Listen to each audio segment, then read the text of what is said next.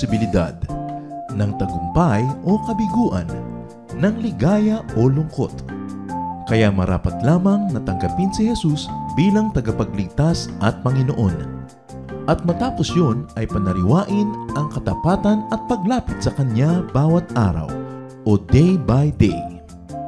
Ang day by day ay naglalayong umalalay sa pang-araw-araw na pamumuhay. Narito po si Kuya Ed Lapis sa mensaheng pinamagatang Instead of Love.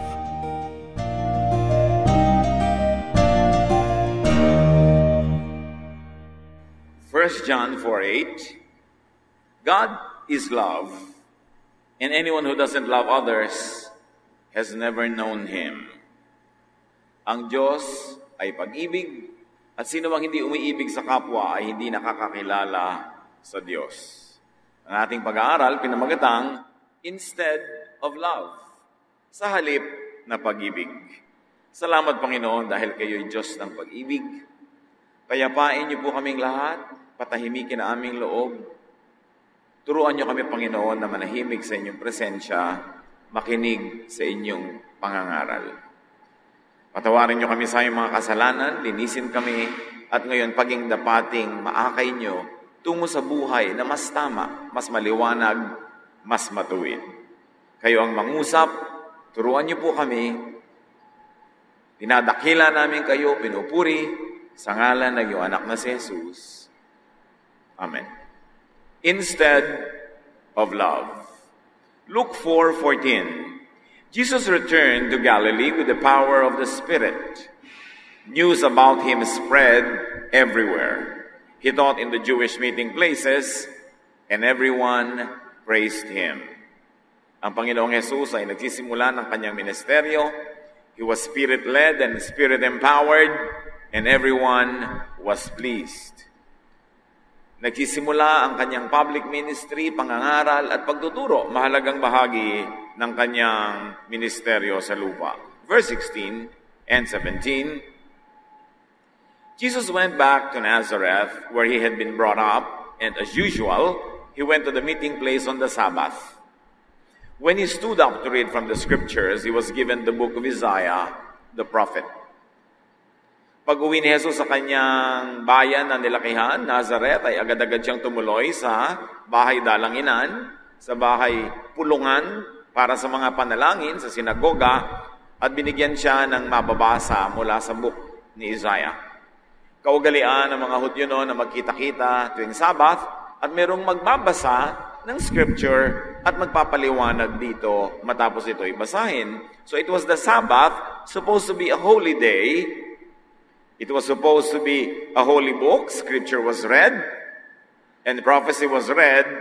It was supposed to be a holy activity.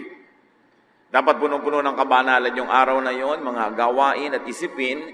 Dahil Sabbath, binabasa ang mga kasulatan, at ngayon ang mga propesiya ang siyang pagtutuunan ng pansin. He opened it and read, "The Lord's Spirit has come to me because He has chosen me to tell the good news to the poor." Tamang-tama na ang binasa ng Panginoon ay tungkol sa kanyang sarili. Nang sinasabi, ako ang pinili ng Diyos, ng Panginoon, para siyang magbalita ng mabuting balita sa mga dukha, sa mga kapuspalad. So, the lesson for the day was the good news.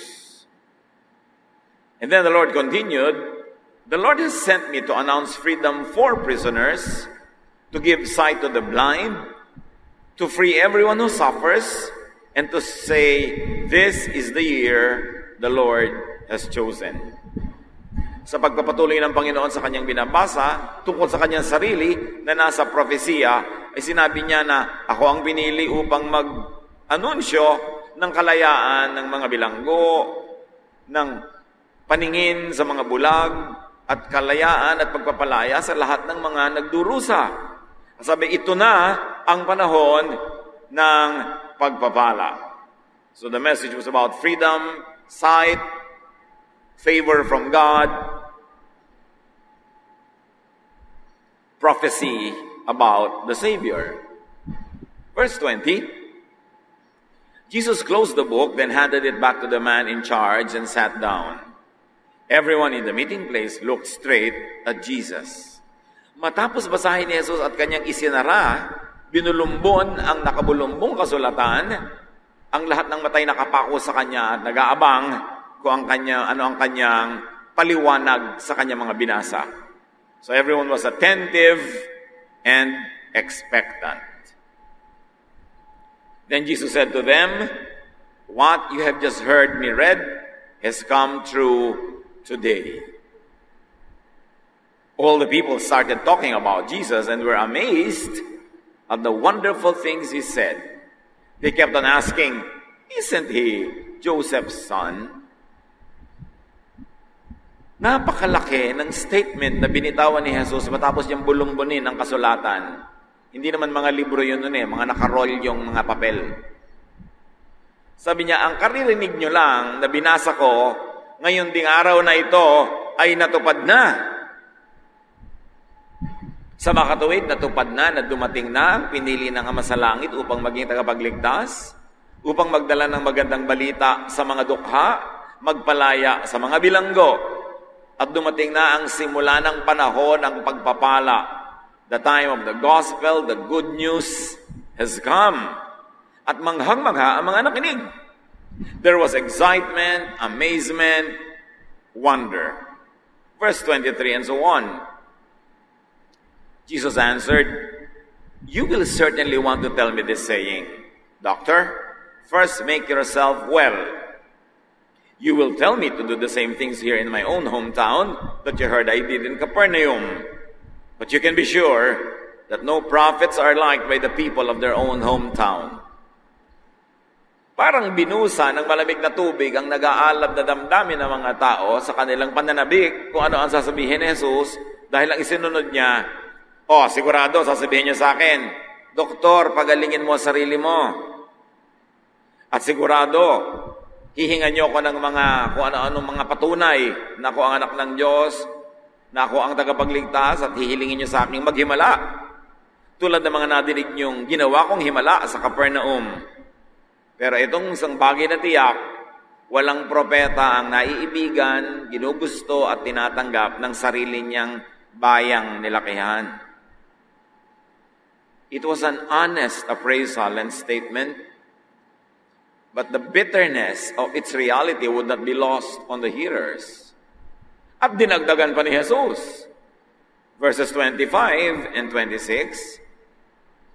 Once during the time of Elijah, there was no rain for 3.5 years. And people everywhere were starving. There were many widows in Israel, but Elijah was sent only to a widow in the town of Zarephath, near the city of Sidon. Ang unang-unang public statement ni Jesus matapos niyang sinabing dumating na ang ipinangakong panahon, ang ipinangakong tagapagligtas ay sinabi niya, "Sigurado hindi niyo ako tatanggapin." At sabi niya, alam niyo ba, nung panahon ng propetang si Elias, 3.5 taon na walang ulan, nagkaroon ng tagtuyo, taggutom. Gutom ang lahat ng tao sa Israel at napakaraming biyuda sa Israel ang nangailangan ng tulong. Pero si Elijah, ipinadala ng Diyos sa isang balo na hindi Israelita, isang Gentile, sa bayan ng Zarephath na malapit sa lungsod ng Sidon. Masakit sa tenga, pero totoo ang sinabi ni Jesus. Ang mga Israelita na nasanay, naturuan, na memorya nila na sila ang bayang pinili at itinangi ng Diyos, na sila ang bayan at anak ng Diyos, na sila ang favored ng Diyos, ang unang-unang ipinamukha ni Jesus sa kanyang kauna-unahang public statement matapos niya sabihin siya ang isinugo ng Ama at dumating na ang panahon ng pagpapalaya, ang una niyang sinabi ay, hindi naman kayo ganon ka-espesyal. Jesus' first teaching after declaring that He was the sent one of God, that He was filled with the Spirit, that the year of the Lord's favor has come, was to say that Israel was not really that special. Jesus gives a most unexpected, unflattering, and ego-deflating message. Israel was not that favored by God. Walang umaasa na itong unang maririnig sa tagapagligtas, sa Mesiyas na darating. Akala nila sila'y palalayain mula sa Roman rule. Akala nila lalo sila babantog, itatangi, pasisikatin. Pero ang sabi ni Jesus kauna-unahan, sa dinami-rami ng balo dito sa Israel, wala ni isang pinagpala ng Diyos. Nung panahon ng taggutom, ang pinagpala isang balong tagalabas, isang Gentile, taga-Zarephath.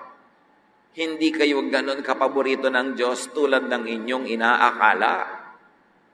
At dinagdagan pa niya sa verse 27, during the time of the prophet Elisha, many men in Israel had leprosy, but no one was healed except Naaman who lived in Syria. Dalawang dakilang propeta, pinakadakilang propeta ng Old Testament, si Elijah at si Elisha. Sa panahon ni Elijah, nagkaroon ng taggutom, walang pinagpala ni isang balo sa Israel, kundi isang balong tagalabas.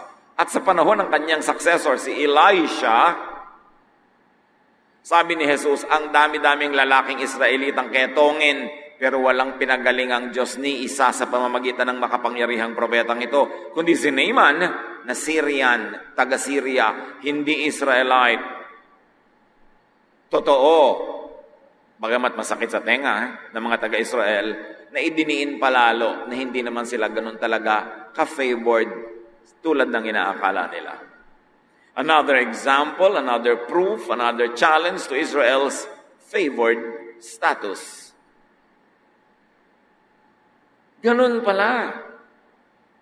Sabi, darating na ang kalayaan ng mga prisoners, darating na ang comfort ng mga nahihirapan, but the recipient of God's favor crossed lines. They crossed gender lines. Isang babaeng balo, isang lalaking may ketong. They crossed economic and social lines. Isang mahirap na babaeng balo, isang mayamang lalaking may ketong. They crossed borders. Sa Sidon at pagkatapos sa Syria. At hindi lang yon, they crossed ethnical lines. Ang pagpapala ay hindi nabigay sa mga Israelita, kundi sa mga tagalabas. Kung ating sasariwain ang binasa natin, sabi niya, He opened and read it. He has chosen me to tell the good news to the poor. Good news of the poor, yun pala yung poor included and meant the Gentiles. Not only the poor Israelites, but the poor Gentiles. It also included women and men, not only men. It included the rich and the poor, the powerful and the weak. At yun pala yung blessed are the poor in spirit. Yung mga napag-iwanan ng mga pagpapala, yung mga nilait-lait, dinusta, ipinwera ng Israel, pagpapalain pala ng Diyos pagdating ng kanyang Messiah. At sabi ni Jesus, the Lord has sent me to announce freedom to prisoners. Yung pala, the Gentiles who had been excluded and looked down upon by Israel, yun pala yung kasali sa tinutukoy na prisoners. At sabi, the Lord has sent me to give sight to the blind, and perhaps the blind is Israel. Iminulat ni Jesus ang mata ng mga Israelita. Bulag kayo, akala nyo may favoritism ang Diyos, akala nyo kayo lang ang mahal. Tingnan ninyo sa mga nakaraang panahon kung sino ang pinagpala. That freedom was to free everyone who suffers, including the Gentiles. At sabi niya, and to say, this is the year that the Lord has chosen. Favor was for everyone, not for Israel alone. That was the unmistakable first public message of Jesus after He declared Himself to be the one sent by God, filled by the Spirit to set people free. Ano mangyayari sa excitement ng mga Israelitang nakikinig sa kanyang mensahe? Mga relihiyoso, mga panatikong mga relihiyoso. Verse 28. When the people in the meeting place heard Jesus say this, they became so angry that they got up and threw him out of town. They dragged him to the edge of the cliff on which the town was built because they wanted to throw him down from there. Mula sa banal na gawain, banal na pagbasa ng mga salita, banal na mga asal at itsura, dahil sila yung mga relihiyosong merong malalim, masidhing pananampalataya sa kanilang paniniwala, nung may marinig sila na hindi sang-ayon sa kanilang inaasahan, ang kabanalan ay naging biglang kalupitan. Nagalit sila, nag-alimpuyo ang galit sa kanilang puso, kinaladkad nila si Jesus palabas ng sinagoga hanggang doon sa may gilid ng bangin at ihuhulog nila siya sa bangin para siya ipatayin. Yun ang ginagawa ng mga relihiyosong bulag sa kanilang paniniwala. There is a very thin line between holiness and sinfulness, between love and hate, when one is religiously fanatic. So from a holy activity to anger, to rage, violence, and to murder. Although they did not succeed because Jesus disappeared from there. Misguided religion could turn people into haters.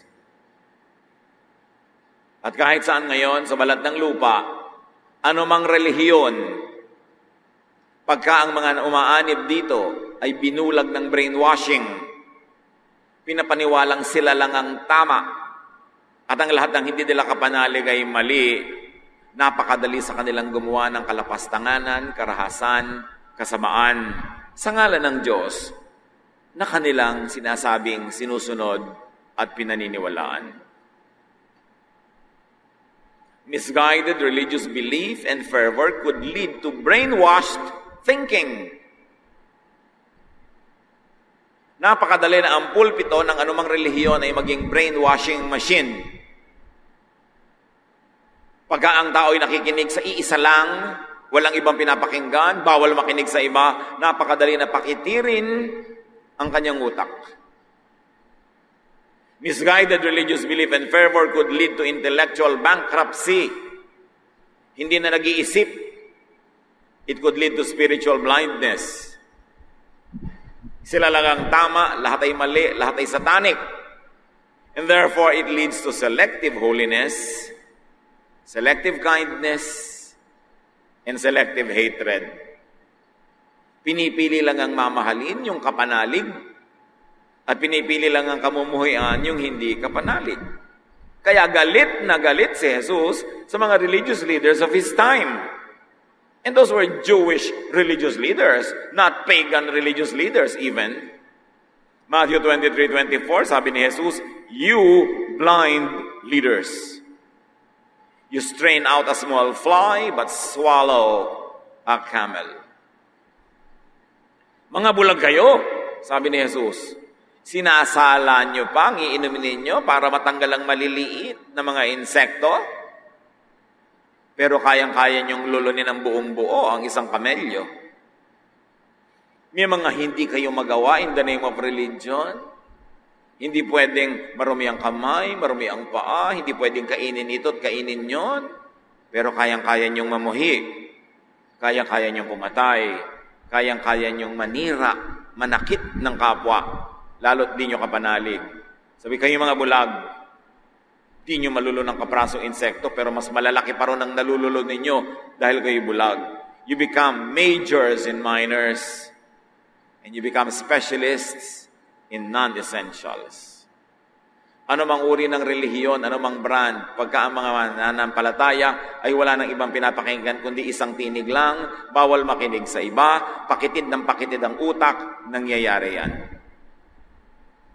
May mga Kristiyano pa na nabalita na sa takot ng babahiran ng sanlibutan ng kanilang mga anak, at ito yung nangyari sa Amerika, ay pinag-homeschooling na lang. Sila na lang yung teacher, wala nang iba. E di lumit ang utak ng mga bata. Tapos ikinukulong nila, pinaparusahan sa ngalan ng Diyos. Napakaraming pagkakamali na pwedeng gawin ng tao sa ngalan ng relihiyon. At ang kasaysayan ng lahat ng kabihasnan ay punong-puno ng mga religious wars. Wars of hatred, wars of violence in the name of God. Alam natin na may nangyayaring pagbabaluktot doon dahil ang Diyos ay hindi makakapayag sa ganong mga uri ng karahasan. Intense religiosity could blind people. Pag ang pinanggagalingan na lang ng laman ng utak ay relihiyon, wala nang iba. Ang lahat ng edukasyon ay relihiyon lang, wala nang iba. You will create robots. Luke 6:39. Jesus said, "Can one blind person lead another blind person? Won't they both fall into a ditch?" Ano nga naman ang mangyayari kung ang bulag ay siyang aakay sa kapwa bulag? Kapwa lang sila mabubulid, mahuhulog.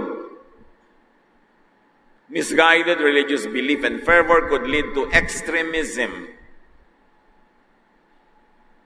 Yung exaggerated dedication to one's belief, extreme behavior, total bawal of this, and total doing of this. Godliness means balance. Godliness does not mean imbalance. Ecclesiastes 7:18, whoever fears God will avoid all extremes. Kahit pa sa loob ng Christianity, hindi dapat yung extreme. Sobrang pagiging malinis na ayaw na makipag-usap sa marurumi. Sobrang kabanalan na ayaw nang mabuhay dito sa lupa. Sobrang dedication to some teachings na ipipilit mo na sa iba kahit hindi yun ang kanilang pananalig. Masyadong maraming Kristiyanong naglalagablab sa pananampalataya, nakakapasong katabi. Dapat may balance. Walang ganong ginawa si Jesus. Jesus was liked by everyone, even the sinners and the drunkards and the tax collectors, kasi hindi siya judgmental, hindi siya extremist.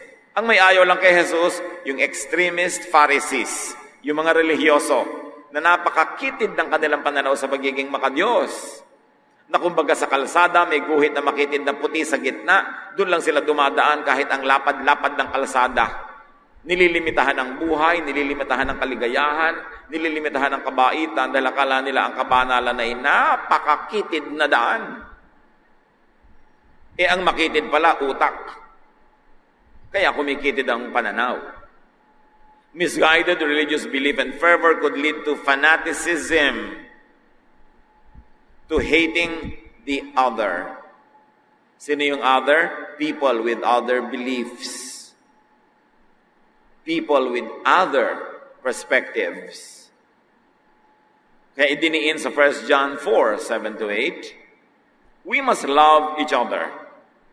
Love comes from God, and when we love each other, it shows that we have been given new life. We are now God's children, and we know Him.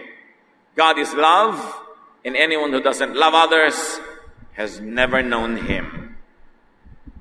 Yun ang pamantayan ng pagiging tama. Ang dami nagtatanong, Pastor, ano po ang tamang pananampalataya? Ano ang tamang interpretasyon? Ano ang tamang theology? Ibinigay na ng 1 John 4:7 and 8. Pag mapagmahal, tama. Pag hindi mapagmahal, hindi yun sa Diyos, hindi yun tama, kahit ang kalupitan ay ginagawa sa ngalan ng Diyos. Kaya nga inutos ng Diyos, you shall not misuse my name.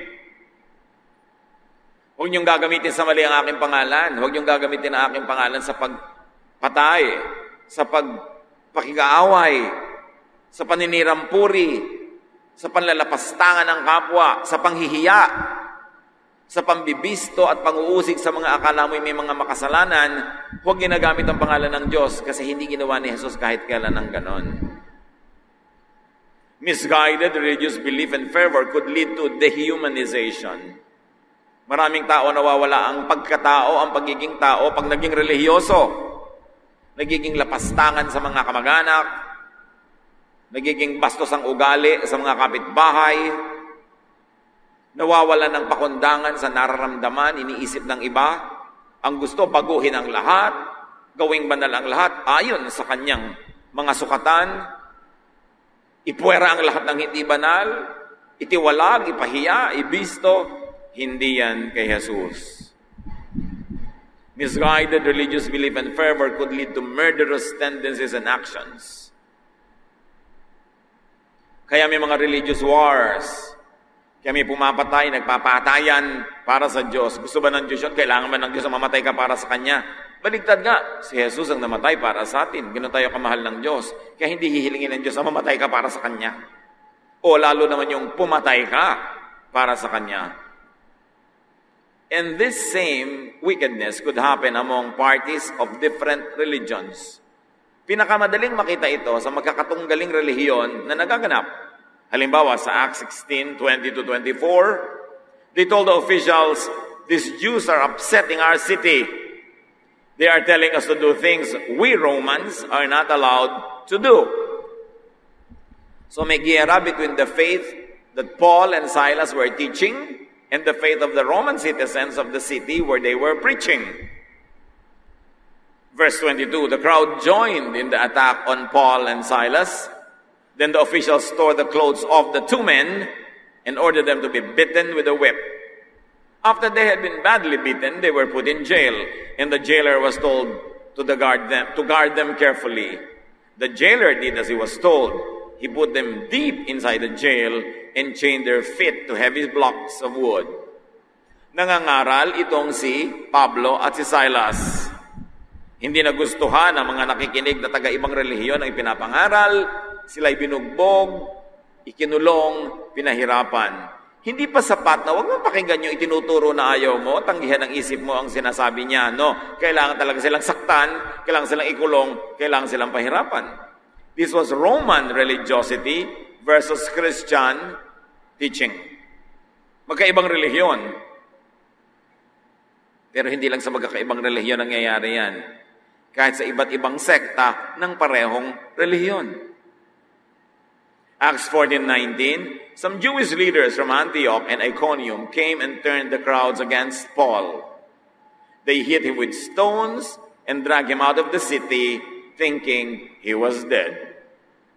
Pare-parehong Hudyo, pare-parehong bayan, pare-parehong lahi. Yung mga Hudyo sa Antioquia at sa Iconium, anong ginawa nila? Pinagbabato si Paul at nung akala nila ipatay na, kinaladkad palabas ng lungsod at iniwan doon. Pare-parehong lahi. At supposedly, up to that time, pare-parehong relihiyon, pare-pareho pa lang silang Jewish, nagsisimula pa lang luminaw kay Paul kung anong ibig sabihin na maging Christian apart from the Jewish traditions. Note that this was Jewish religiosity versus new Christian teaching. Animosity, warfare, violence among people of the same nation, the same race, and practically the same origin of faith. Sa kanila lamang nangyayari yun? No. Religious violence happens also, although in less violent forms. Less violent fanaticism within a general, identical or similar religion could present itself as strong or extreme sectarianism. Hindi lang Roman religion versus Christian religion, hindi lang Jews versus Jewish Christians, nangyayari rin Christians against Christians na iba-ibang sekta. Awayan, siraan, agawan ng members. It happens in forms of sectarianism, of congregationalism, or doctrinism. Pare-parehong mananampalataya pero magkakaiba ng doktrina sa tribulation, post, pre, or mid. Pare-parehong Kristiyano pero iba-iba ng doktrina sa baptism, immersion, or wisik, or buhos. Pare-parehong Kristiyano pero hindi nagkakasundo sa tugtog. Dapat ba tahimik o mabilis? This means hating, fighting, destroying people of the same religion who have variant takes on doctrine under the same God. Christian versus Christian, halimbawa, like Paul and Peter. Magkagalit yung dalawang yan sa maraming issue. Kaya nung minsan sa harap ng lahat, hiniya ni Pablo si Pedro at ipinagmalaki pa niya. Galatians 2:11. When Peter came to Antioch, Paul says, I told him face to face that he was wrong in front of everybody. Anong awayan dyan? Grace-based versus law and works-based Christian teachings. Ang bangayan ni Pablo at ni Pedro ay tungkol sa nawawala ba ang kaligtasan o hindi? Grace lang ba talaga o works? Law ba o grace? Yan ang pinag-aawayan nila. Hindi bago ang usaping ito, nung paman. Kahit pareho na ngang Christian.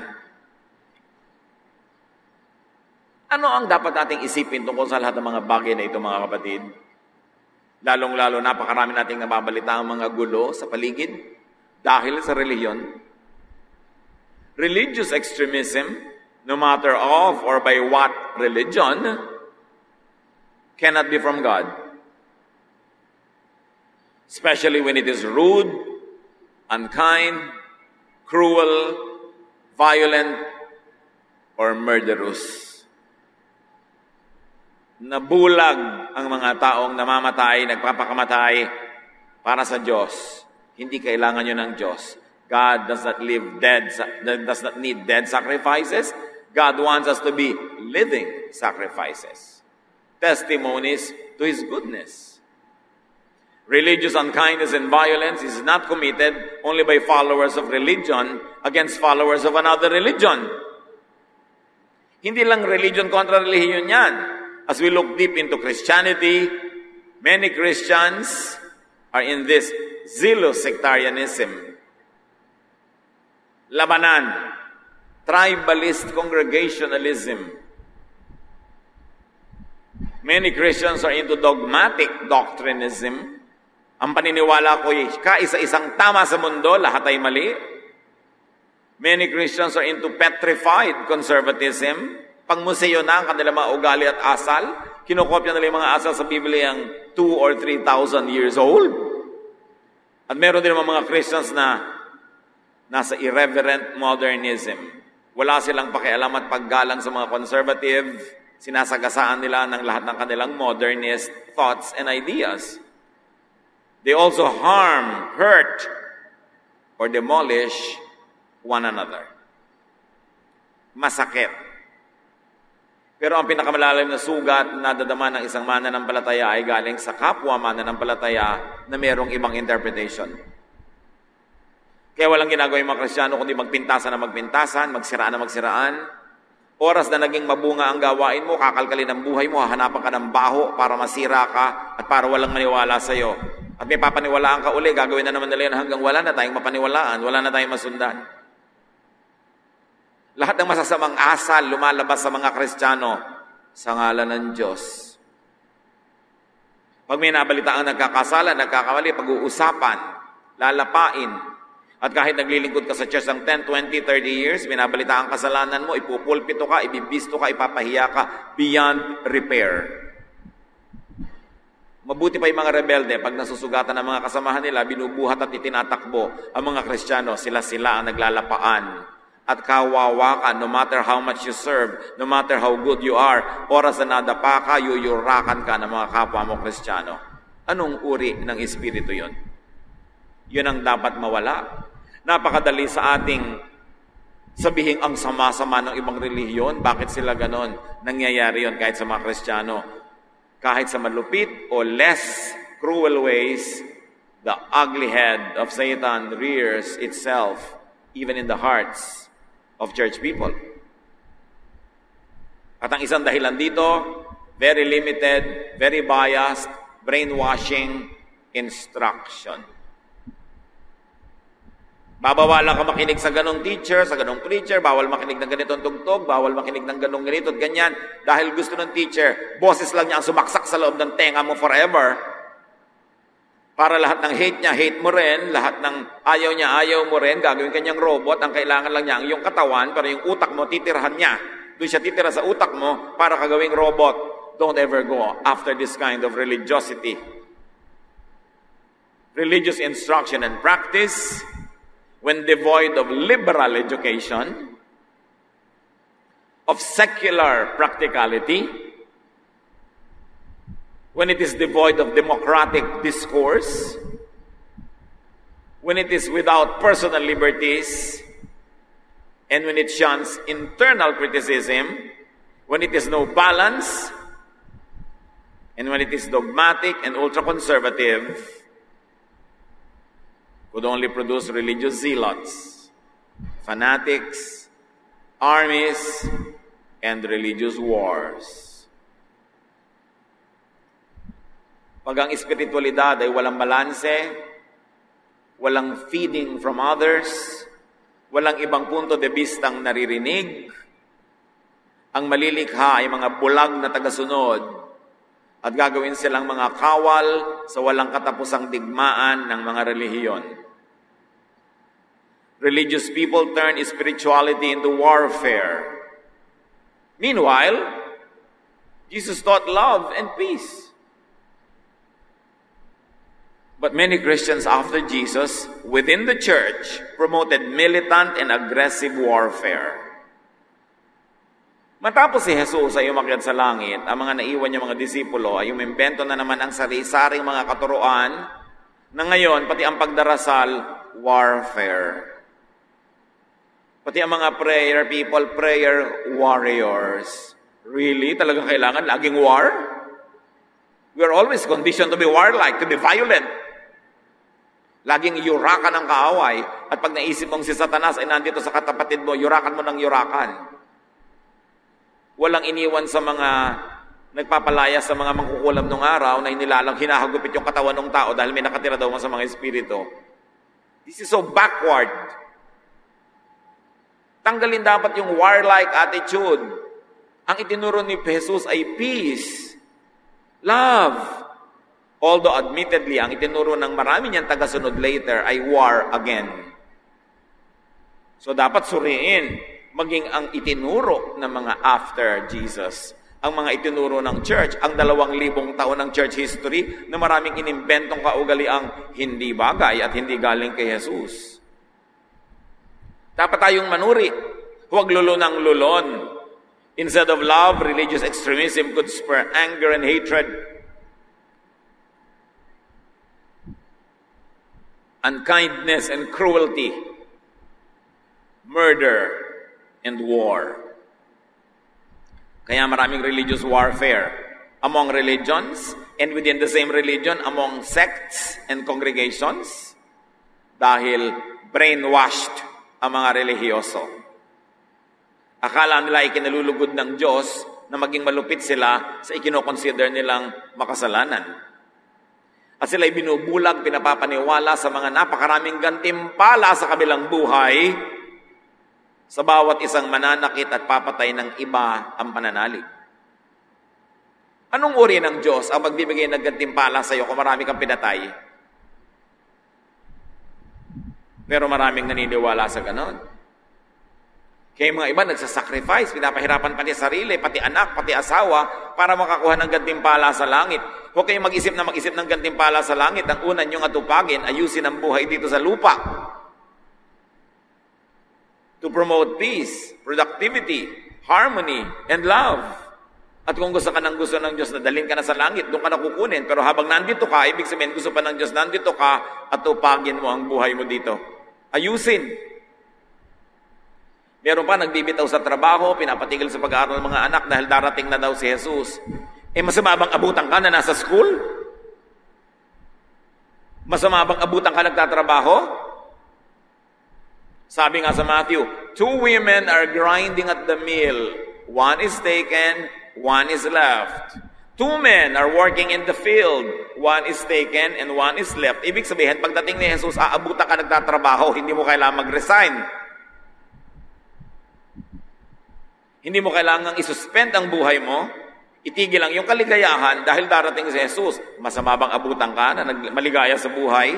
Sabi niya, I came that you might have life and have it abundantly. Masama bang abutan kang restful? Kailangan man lagi kang at war? Sabi niya, come to me all of you who are tired and heavy laden and I'll give you peace, I'll give you rest. Be spiritual, but intelligent and practical too.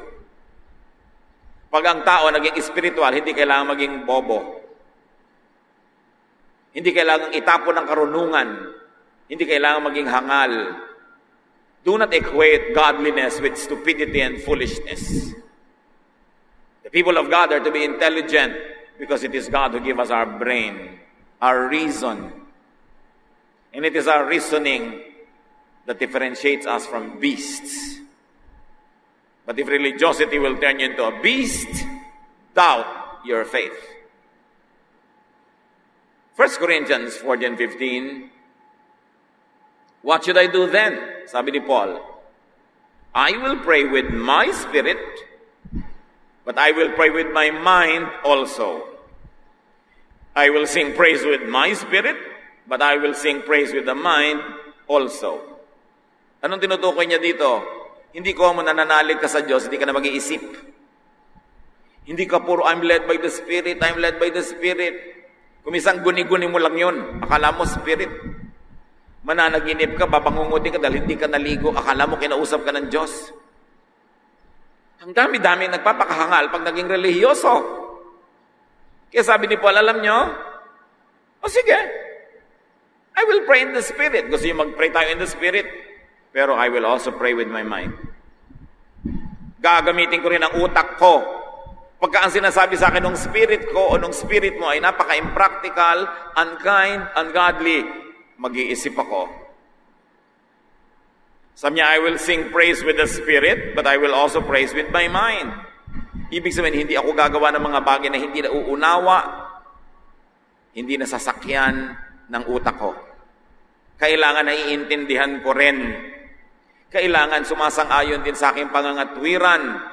Hindi lang dahil spirit-led, kahit kabalbalan na gagawin pa. Kailangan balanse. Think, be reasonable, be balanced in thinking. Test, teachings, and teachers. Ang mga tulay na alagad ng Diyos, hindi sila matatakot na suriin mo yung teaching. Hindi nila sisigaw na dogmatic. Dapat pag sinabi ko, yun na. Yun ang may mga itinatago. The deception of Satan does not want to be tested, does not want to be contested, does not want to be shed light on. But truth will always prevail. It needs no apologists. Kailangan ng tao na nunuri. Hindi ko mo sinabi ng religious leader, bulag na bulag mong susundin. Kailangan mag-isip ka, kasi Diyos ang may bigay ng utak. So beware of spiritual and heavenly rewards for zealotry, for fanaticism and narrow-mindedness. 1 John 4:1. Don't believe everyone who claims to have the Spirit of God. Test them all to find out if they really do come from God. Many false prophets have already gone out into the world. Where will you find false prophets? Some of them outside the church, but most of them in the church. Dahil saan ba sila may gustong dayain? Dito sa mga relihiyoso. Kaya kahit sa church, lalo bago kayo, hindi ko may katabi kayo dyan, dasal ng dasal, papautangin nyo na. Hindi ko may meron kayong kasama sa inyong Bible study group, bigla pagtitiwalaan mo na, makikipag-partner ka na sa negosyo, tapos maba 1, 2, 3 ka, sasabihin mo sa pastor, bakit po yung isang brother dinaya ako? Ba't ka nagpadaya? The wolves will be among sheep. Ang mga huwad ay hahalo sa mga totoo. Kaya kahit ka mapagtiwala, mapayapa, maibigin, may part of you that will always test the Spirit. There is a part of you that will always use your intellect. Huwag kang padaya. Maraming gustong manggancho, mang 1, 2, 3, sumasali sa church. They immerse themselves in ministry. They ingratiate themselves, nagpapa-cute, nagpapa-pogi points. Mga 1, 2 taon na nagpapadama, sing lingkod ng lingkod, attend ng attend, para sa isang attack na pinaghahandaan nila. So mag-ingat-ingat kayo.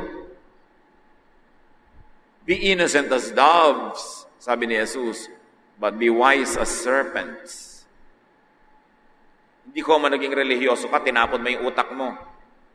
Kailangan nanunuri. And avoid and reject extremes and extremism. Hindi lang yung pagpatay ang extremism. Yung sister, 40 days tayo mag-fast, gayahin natin si Jesus. Extremism na yata yan, ha? Baka ang kasunod niya, crucifixion, mag-isa ka na lang. Tama na sa akin yung 1 or 2 days. Gusto mong 40, mag-isa ka dyan. Pero alam mo, meron akong vision from God na ganitong gagawin natin. Ikaw ang tutulong sa akin. Ako pala papatulungin ng Diyos, ba't hindi ibinigay sa akin ng vision? Sa'yo lang. Hayaan mo, aantayin kong ibigay din sa akin ng Diyos yung vision bago ako pauto sa'yo. May vision ka pala, idadamay mo ako. Kung gusto ako ng Diyos madamay sa vision na yan, like Joseph, papatulugin niya ako at siya mismo ang magbibigay sa akin ng guidance through the dream. Hindi sa pag-nanag mo, kate-text mo, hindi sa mga private message mo. Diyos dapat na magsabi sa akin, hindi ikaw. Huwag kayo nagpapadaya sa mga ganyan. Kaya marami mga Kristiyano, mga bigo, duguan, nagtatampo pa sa Diyos. Kasi itinapon ng utak nung pumasok sa church. No! Pagpapasok kayo sa church, lalo kayo magsuot ng magandang utak. Because the truth of God will be more appreciated by the intelligent and the discerning. Ecclesiastes 7:18, whoever fears God will avoid all extremes. So apply the best and the highest test, love. Pag may ipinapagawa sa iyo, ang tanong mo agad, loving ba yan? John 30:35, by this everyone will know that you are my disciples if you love one another. May mga minority sa church, sa country, may mga iba ang pananalig, may mga iba ang behavior. Papatayin mo dahil iba sila, loving ba yan? No matter how holy you look, if it's not loving, it is not from God. Hindi na kailangan ng theology para makuha yan. Hindi na kailangan i-memorize yan. Pag hindi loving, hindi sa Diyos. Although hindi lahat ng mukhang loving galing na sa Diyos. Siyempre, may fake din. Pero pag hindi loving, hindi sa Diyos. Pero hindi lahat ng mukhang loving sa Diyos na nga, itest pa rin.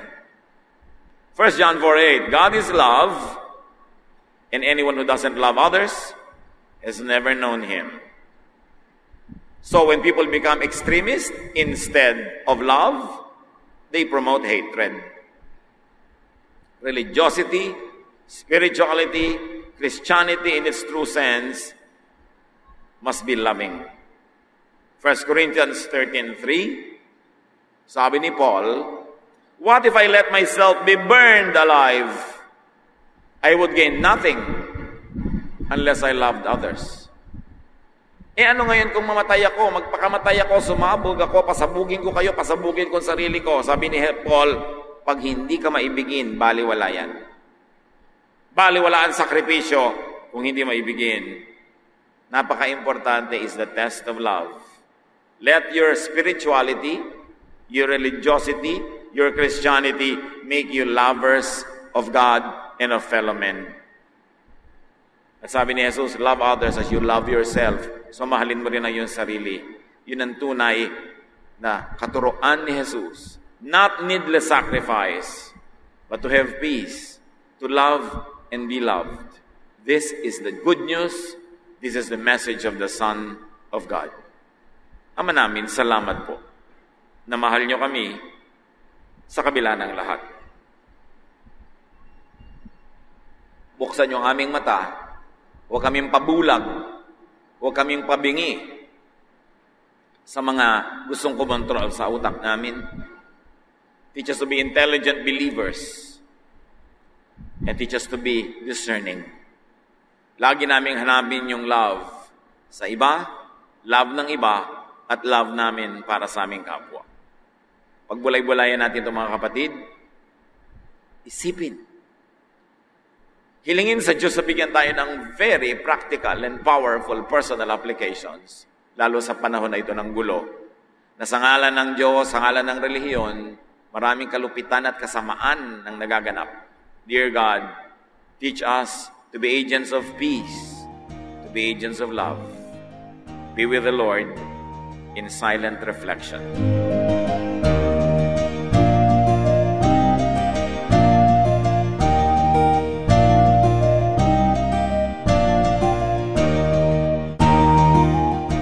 Ang katatapos pong mensahe ni Kuya Ed Lapiz ay pinamagatang Instead of Love.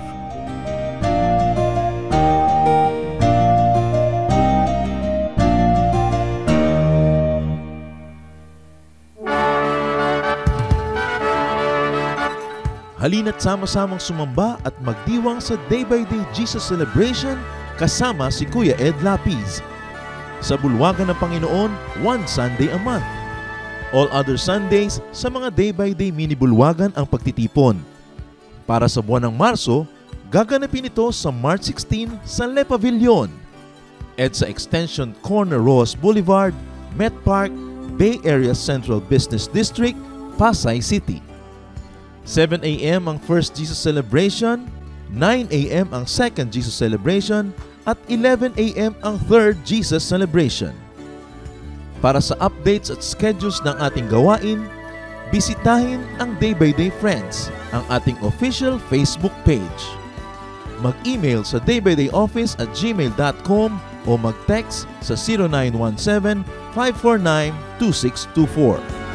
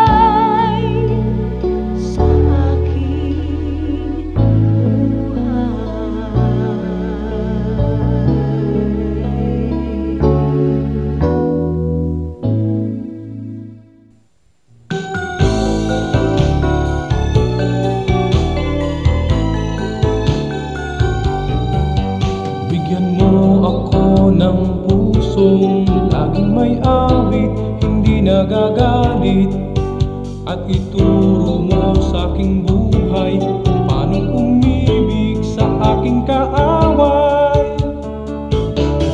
Kahinahunan, kahinahunan, kahinahunan yung ibigay. Kahinahunan, kahinahunan, bunga ng espiritong buhay.